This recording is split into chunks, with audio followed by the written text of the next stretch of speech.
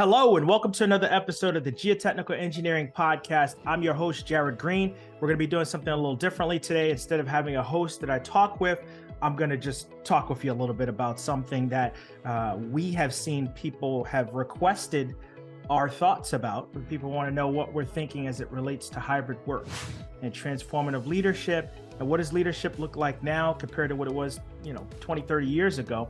We're going to talk about some tips and tricks that have been helpful for folks to be successful during this time. We're going to talk about what it looks like to lead a team when you're in a hybrid world. How do you navigate through these transformative shifts? For the most part, it's crucial to understand how these changes are altering our approach to work and team leadership in these dynamic situations. So today's going to be a time for us to take a deeper look into how these changes are reshaping the very essence of leadership. And with that, let's dive right into today's episode. Before we dive in, we'd like to recognize our sponsor for this episode, PPI, a leader in engineering exam prep for the FE and PE exams. PPI provides expert prep courses and study resources designed to help you pass the FE and PE exams the first time. PPI's live online courses include hours of lectures, problem-solving demonstrations, exam strategy sessions, office hours, and a passing guarantee. Check out PPI today at ppi2pass.com to see all the options available for FE and PE exam prep. Now let's dive into today's episode.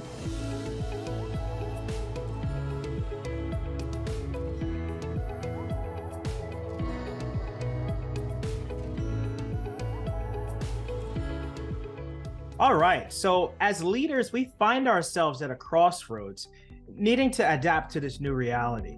Communication, once upon a time, in a far land away, once centered on face-to-face interactions. You had to be face-to-face with your colleague, with your subordinate, with your boss or supervisor. But now a lot of what we do involves some aspect of a virtual meeting, a hybrid component, instant messaging, collaborative platforms, and leading in this environment demands a different set of skills to foster a sense of connection and camaraderie among team members who we may never meet in person. Think about it. Back in the day, you could read the cues that were verbal and nonverbal, but in a space where you're doing things hybrid, and in some cases people don't turn their cameras on, it becomes a lot more complicated to figure out the nuances of how to build and sustain a team in that type of environment and those type of challenges.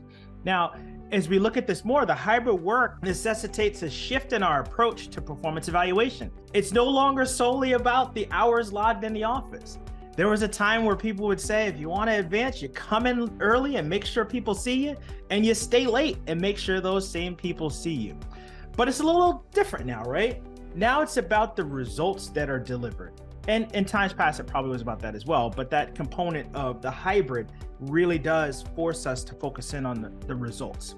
And leaders must focus in on setting clear expectations, providing the right tools, and empowering the teams to excel regardless of where they're physically located. So because of the hybrid workforce, it's possible that you could have people that work on your team that aren't even close to where your offices are, right? Or your branch offices are. So what does that mean when it comes time for evaluation? I've seen that you have to really be intentional, because if you're not seeing someone, right, it's almost like that notion of out of sight, out of mind. So you have to find ways to make sure that people are still seeing you. And as a supervisor, you have to find ways to make sure you're still checking in with your team, to make sure that you're providing meaningful time with them, meaningful feedback. And you don't want to have the appearance of just being over somebody's shoulder. What's the status, just for the sake of what's the status, right? Because then you could actually slow your team down, and you could be more of a hindrance to them. So this challenge of making sure that we're not micromanaging, making sure that we're actually genuinely trying to find out how people are doing and how we could better support them, how we could better lead them. And I found that the thing that has been helpful for my team's success is just listening. I know that's a very profound notion, but listening, because people, for the most part, will tell you what they need. They'll tell you how they want to be led. And if you're able to have the flexibility, and if you're nimble enough to adapt and to adjust and to incorporate these things, you can be a leader that's transformative. So just some things to keep in mind. So let's talk a little bit about team dynamics. The hybrid model blurs the lines quite a bit between professional and personal spaces. And we're not talking about just leading professionals. We're talking about leading whole individuals that have unique circumstances, challenges, and aspirations. And I can recall, it's hard to talk without talking about COVID, but I remember in times of COVID, you're accustomed to saying, how are you doing? And people would say, fine. How are you doing? Cool. How you doing? Good, right? But during COVID, because it was a worldwide pandemic and because there was a lot of just crazy stuff happening all around us, oftentimes if you said, how are you doing? And somebody said, good or fine or okay. Oftentimes, I remember myself, he would say, no. How are you really doing? Because it's very likely you're not good. And when somebody asks that second time of how are you really doing, that's when it usually comes out, provided you have a work relationship or a workspace that is safe enough for folks to, be their authentic selves. So when we talk about the demands, it's almost as though we have to have more of an empathetic leadership style, understanding that each team member may be facing different situations around work. So there may be different needs, as some people say access needs, for what each individual is going to need in order to be successful on that team. So as leaders, we also have to be mindful of burnout. In generations past, we had to be mindful of burnout, but I think we're focusing in on it a lot more now because it is very important to make sure that people are not working to the point of burnout. And the lines between work and personal life can easily blur in this remote or hybrid setting. It's almost as though you wake up and you're at work and you go to sleep and you're at work. So there are definitely some needs to make sure that if you're working at home, if you have the luxury of having enough space, trying to have a place where you do your work that you can close the door from, or if you don't have a lot of space, close a laptop, unplug it from the Wi-Fi so that you can actually pull away from the work and actually be home. It's crucial that we promote work-life balance or life-work balance or work-life integration or whatever you call it. You gotta have some way to encourage breaks and provide necessary support for mental well-being. That's just crucial. It's crucial that if you want to bring your full self to work and bring your best self to work, you got to make sure you're taking care of the mental health and making sure you're taking care of your own well-being. And that looks different for each person. That looks different for each group. That looks different for everyone. And it takes some time to create spaces that are safe enough that we can make sure we encourage that and hold each other accountable, right? Somebody's working, through the night, multiple nights in a week. You have to get to the point where you say, all right, take a day off, right? Thanks, we got the deadline taken care of. Let's take a day off. Let's take some time off, start the day late. So these are things that you want to consider. If you're not considering, you should consider, because this is probably what your team needs and may not know that they can ask. And then also, you want to have an environment that people are able to ask for what it is that they need. It may not be possible for you to provide it all the time, but just knowing that you can ask for it usually provides for a better space than if you don't feel that you can ask for what you need.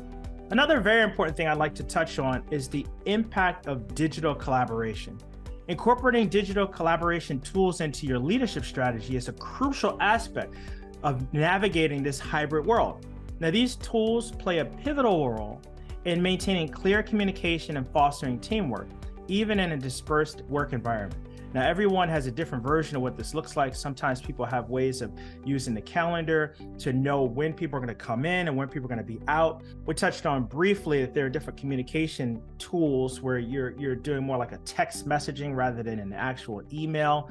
But when all else fails, picking up the phone and making the phone call really does help to make sure that we're not losing something in translation, especially when you have folks that are in different parts of the, different parts of the state and the world or whatever it may be. You want to make sure that the people that are remote don't feel like they're getting a second tier experience from the people that are in person. So that's something that you really have to find a way that works well for your team. And in today's professional landscape, where team members may be scattered across different locations and time zones another tricky one, digital collaboration tools become the connective tissue that binds the teams together. These tools have features such as video conferencing, instant messaging, project management platforms, and shared document repositories. Now, that's a big one when you're going through submittals and shop drawing reviews and requests for information, RFIs. You have so many different team members that are trying to get information at the same time. And these different software packages or digital collaboration tools make that possible. And when done right, this enables seamless and efficient communications. And this is across different groups within the same company.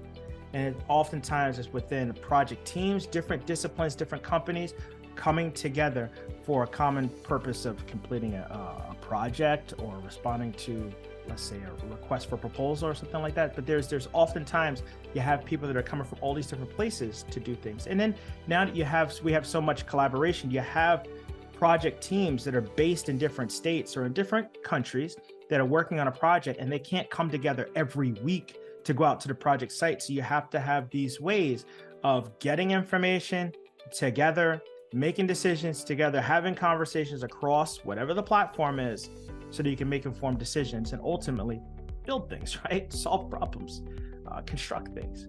So when we look at these tools and how they facilitate a sense of transparency and accountability, allowing leaders to set clear expectations and monitor progress, these are the things that are being done to ensure that everyone is aligned with the team's objectives.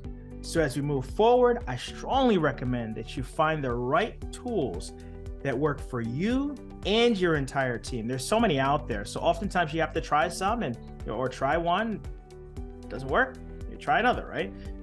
Or you talk to others in the industry and say, what happens? What are you using that is helpful? Hopefully this episode will spark some conversation and people can share what has been working for them. So that's what I would suggest. And another thing I would say is be open to embracing change. That's always something that's often, people are apprehensive about change. I've always done it this way. I want to continue to do it this way. But in this landscape that we're in right now, we have to be willing to change.